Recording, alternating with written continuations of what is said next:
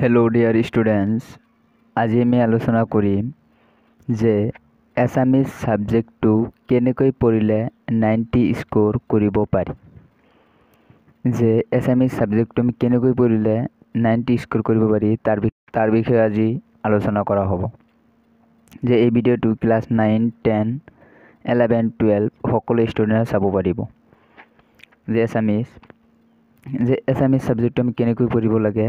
ফাৰ্ষ্টত আমি যে 90 পাবলৈ হ'লে এই তিনিটা ষ্টেপ পাৰ কৰি যাব লাগিব। ফাৰ্ষ্ট হ'ল নোটছ মেকিং। যে নোটছ নবনাই আমি 90 এছামিছত স্ক'ৰ কৰিব নোৱাৰি। আমি কি কৰিব লাগিব, নিজে নোটছ বনাব লাগিব। তাৰপিছত ৰিভিজন। যে নোটছ বনোৱাৰ পিছত ৰিভিজন কেনেকৈ কৰিলে আমি ৰিভিজন কেনেকৈ কৰিব লাগে তাৰ বিষয়ে এই ভিডিঅ'টোত কোৱা হ'ব। তাৰপিছত যে লাষ্ট টাইম ৰিভিজন। যে এছামিজ ছাবজেক্টটো লাষ্ট টাইম কেনেকৈ আমি ৰিভিজন কৰিম, এই তিনিটা এই ভিডিঅ'টোত কভাৰ কৰা হ'ব। যে ফাৰ্ষ্ট হ'ল নোটছ মেকিং। যে এনেকুৱা ধৰণৰ বহুত ষ্টুডেণ্ট আছে যে নোটছ বেলেগৰ পৰা কালেক্ট কৰে বা মডেল, তেওঁলোকে মেইন বুকখন নপঢ়ি মডেলক বেছি গুৰুত্ব দিয়ে বা মডেলৰ পৰা একফালৰ পৰা কুৱেশ্যন এনচাৰবিলাক মুখস্থ কৰিবলৈ চেষ্টা কৰে। তেনেকুৱা কৰিলে আমি 90 পাব নোৱাৰি। তাৰ কাৰণে কি কৰিব লাগিব এই ভিডিঅ'টোত কৈ আছোঁ। যে নোটছ মেকিং। যে ফাৰ্ষ্ট তোমালোকে কি কৰিবা, যে লেকচাৰ। যে এছামিজ যে বহুতে অৱহেলা কৰে যে এছামিজত ছাৰেনো কি পঢ়াব, মই ঘৰত পঢ়ি ল'ম। এনেকুৱা নকৰিবা। ফাৰ্ষ্টত টিচাৰে যিখিনি পঢ়া এটা চেপ্টাৰৰ ওপৰত সেইখিনি ভালকৈ আয়ত্ব কৰিবা। তাৰপিছত ঘৰত আহি যে মেইন বুক ৰিডিং, তোমালোকৰ এই মেইন বুকখন ৰিডিং পঢ়িবা প্লাছ আণ্ডাৰলাইন, আৰু সেই ইম্পৰ্টেণ্টবিলাক কি কৰিবা, আণ্ডাৰলাইন কৰিবা।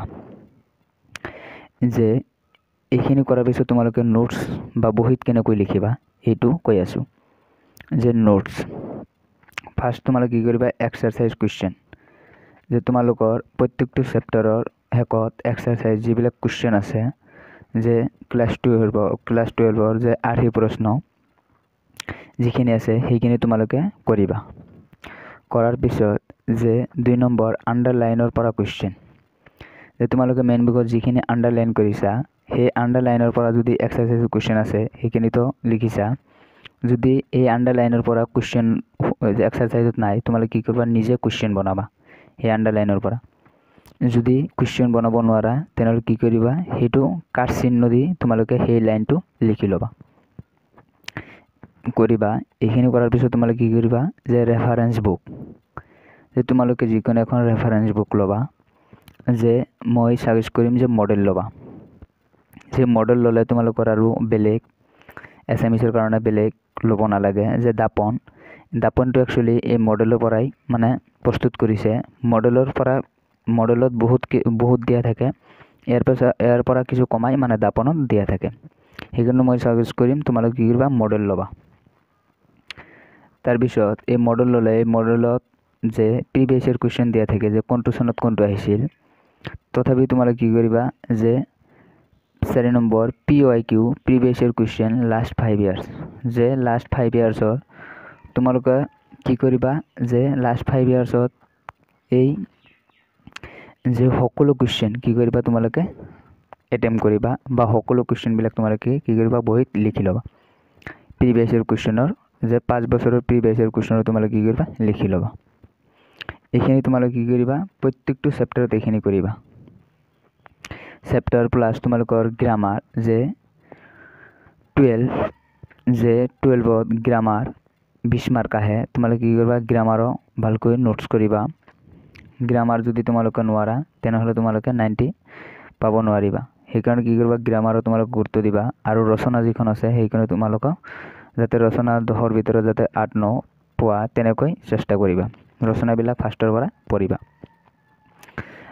এইখিনি কৰিবা। এইখিনি নোটছত তোমালোকে এইখিনি দেন দিবা। এনেকৈ নোটছ মেকিং মানে নোটছ প্ৰস্তুত কৰিবা। এনেকৈ যদি নোটছ প্ৰস্তুত কৰা নিশ্চয় তোমালোকে 90 পাবা। মোৰ অভিজ্ঞতাৰ পৰা কৈ আছোঁ, মই যেনেকৈ পঢ়িছিলোঁ সেইটো ষ্ট্ৰেটেজি তোমালোকক দি আছোঁ যাতে তোমালোকে এনেকৈ পঢ়ি 90 পাব পাৰা।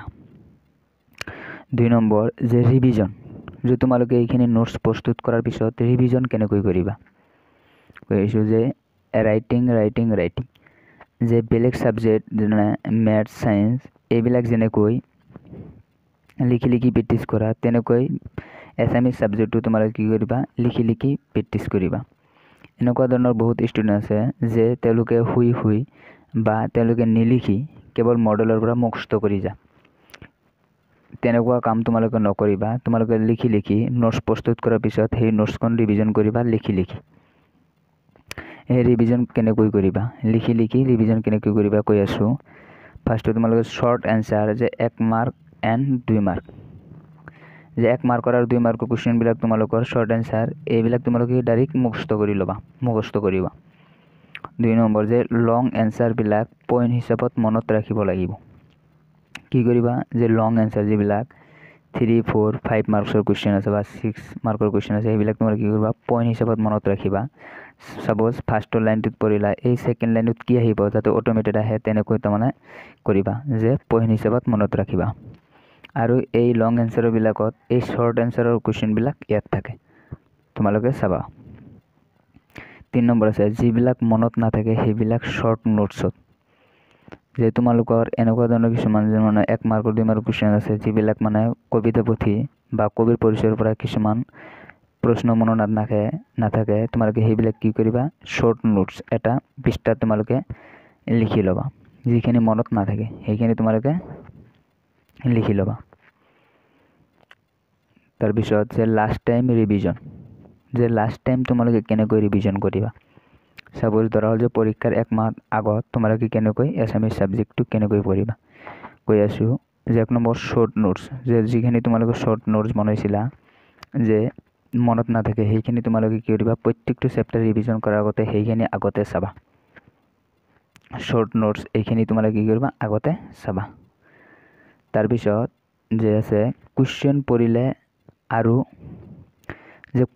পঢ়িবা আৰু নিজে এনচাৰ নোচোৱাকৈ লিখিবলৈ চেষ্টা কৰিবা। এই পৰীক্ষাৰ 1 মাহ আগত তোমালোকে কি কৰিবা, কুৱেশ্যন পঢ়িবা আৰু নিজে এনচাৰবিলাক লিখিবলৈ চেষ্টা কৰিবা। ছাপ'জ 1 মাৰ্কৰ 2 মাৰ্কৰ সেইবিলাক মুখস্থ আছে, 5 মাৰ্কৰ কুৱেশ্যনবিলাক তোমালোকে কি কৰিবা, নিজে লিখিবলৈ চেষ্টা কৰিবা। কুৱেশ্যনটো পঢ়িবা আৰু নিজে সেই কুৱেশ্যনৰ ওপৰত ভিত্তি কৰি এনচাৰ কি লিখিব পাৰা সেইখিনি তোমালোকে নিজে প্ৰেক্টিছ কৰিবা। প্ৰেক্টিছ কৰি তোমালোকে লাষ্টত সেই এনচাৰটো চাবা। লাষ্ট 1 মাহত তোমালোকে এইটো কৰিলে যে নাচাই লিখিবা।